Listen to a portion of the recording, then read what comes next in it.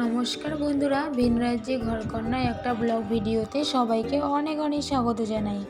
আজকে হচ্ছে শুক্রবার, তো এখন বাজে বিকাল 3টা। তো আজকে এখন থেকে যদিও ব্লগটা এখন শুরু। শীতকাল চলছে, কিন্তু আমাদের এখানে পুনেতে একদমই বোঝা যায় না যে এখন শীতকাল চলছে। আর আমাদের ওখানে ওয়েস্ট বেঙ্গলে তো খুব ঠান্ডা। আর আমার এখানে আর কি পুনেতে আমরা যেখানে থাকি এখানে কিন্তু একদমই ঠান্ডা নেই, একদম মানে ওয়েদারটা একদমই মানে ভালো আর কি। তো এমন ওয়েদারটাই আর কি ভালো লাগে। তো যাই হোক, আমি তৃষানকে স্নান করিয়ে কাপড় শুকাতে দিতে এলাম। তো তৃষান কী করেছে বলো তো, ও স্নান না করে ঘুমিয়ে পড়েছে। আমি ওকে এখন উঠিয়ে স্নান করালাম। তৃষান এত দুষ্টু যে ও স্নান করতে চায় না, গরম জল দিয়ে স্নান করে তবুও স্নান করতে চায় না। তারপর সকালবেলা আমি পালং শাক নিয়েছিলাম, দোকানে এসেছিল, সবজির দোকান।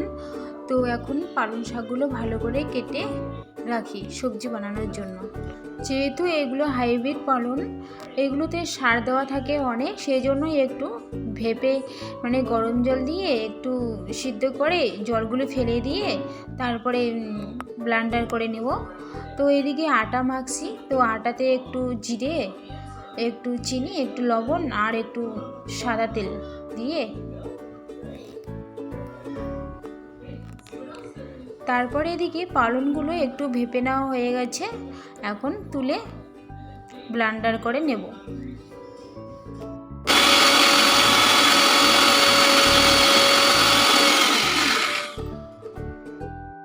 ব্লেন্ডার করা হয়ে গেছে, এখন পালংগুলো আটাতে দিয়ে মেখে নেব। যেহেতু পালং পুরি বানাবো, আমাদের এখানে বলে পালক পুরি, তো আমরা বলি পালং পুরি।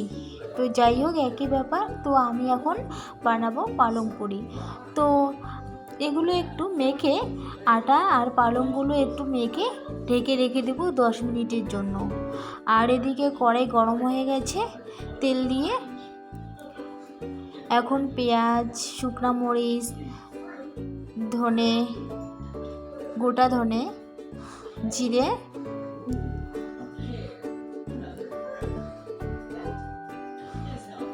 দিয়ে একটু ভালো করে ভেজে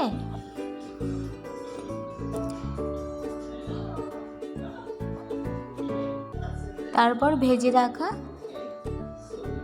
ছোলাগুলো দিয়ে দেব। তো কালকে আমি ভিজিয়ে রেখেছিলাম, কালকে মানে পরশু দিন, তো 2 দিন হলো।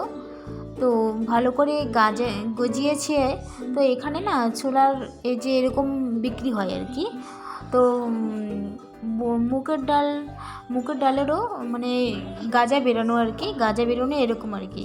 তো বিক্রয় এগুলো না খাই, এগুলো নাকি ভিটামিন।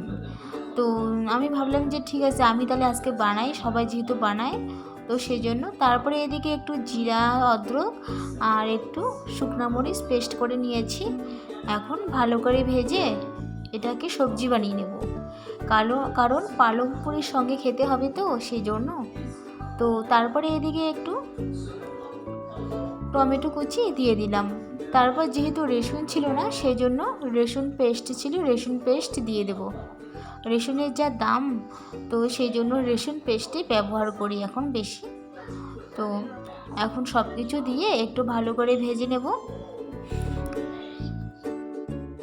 এখন পেস্ট করে রাখা পালংগুলো দিয়ে দেব, দিয়ে একটু ভালো করে ভেজে তারপর সবজি মশলা দিয়ে নামিয়ে নেব।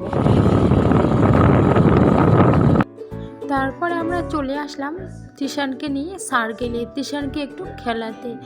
তো এইখানে একটা ফাঁকা জায়গা আছে, এখানে লোকেরা তো গাড়ি চালানো শেখে আর কি। তো একদিকে গাড়ি চালানোর জায়গায় আর একদিকে বাচ্চারা খেলে, তারপর লোকেরা হাঁটে আর কি। তো সেই জায়গায় আর কি। তো তৃষানকে দেখো, ও খেলতেছে আর রাস্তায় রং পড়েছে, ও রঙগুলো দেখো দেখতেছে আর দৌড়াচ্ছে।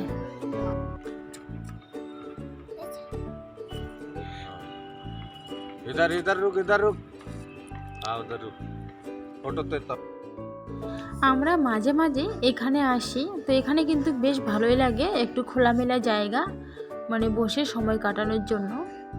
তো আর তৃষানের একটু খেলাও হয়, খেলতে পারে খোলামেলা জায়গায়। ব্লগটা কেমন লাগলো সবাই কিন্তু কমেন্ট করে জানিও, ভালো লাগলে একটা লাইক করে দিও। সবাই ভালো থেকো, সুস্থ থেকো, দেখা হবে পরের একটা ব্লগে। বাই।